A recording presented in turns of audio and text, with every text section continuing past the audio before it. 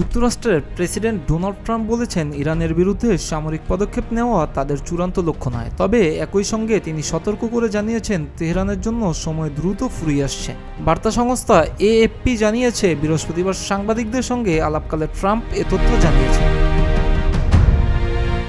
Trump বলেন, আমি ইরানের সঙ্গে কথা বলেছি এবং প্রয়োজন হলে আলোচনার পথ খোলা রাখছি।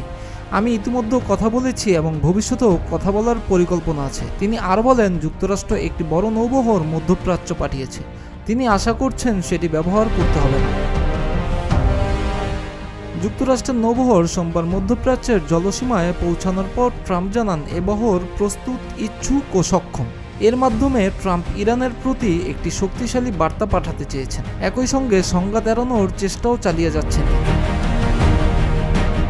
ট্রাম্পের এমন হুমকি ধমকির মধ্যেও রাজনৈতিকভাবে নাজুক পরিস্থিতিতে আছে ইরান।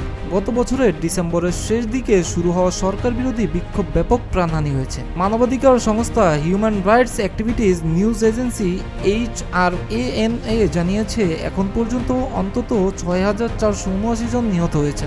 তবে ইন্টারনেটে বিধিনিষেধের কারণে প্রকৃত সংখ্যা আরও বেশি হতে পারে বলে ধারণা করা হচ্ছে।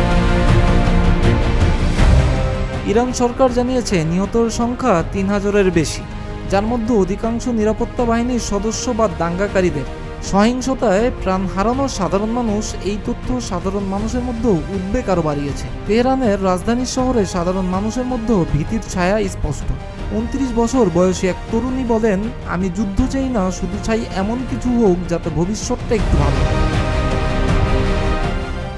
রাজধানীর বিভিন্ন স্থানে সরকারপন্থী ব্যানার ও বিলবোর্ড টাঙানো হয়েছে। এর মধ্যে একটি বিশাল পোস্টারে যুক্তরাষ্ট্রের বিমান বাহিনীর রণতরী ধ্বংসের দৃশ্যও দেখানো হয়েছে, যা পরিস্থিতির তীব্রতা ও প্রভাব আরও বাড়িয়েছে।